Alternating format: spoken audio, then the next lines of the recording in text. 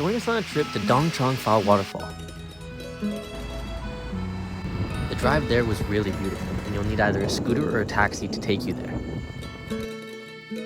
After that, it's about a 20-minute hike to the first waterfall, where we saw lots of beautiful trees and some wildlife too. Be sure to watch your step, as the rocks were super slippery as well.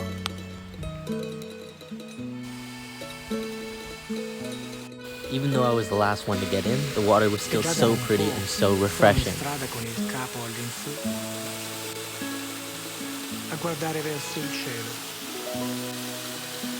e non mi riesce di trovare la luna. How was that? Mi viene una gran voglia di chiamare. There were even little fish in the water nibbling at our legs.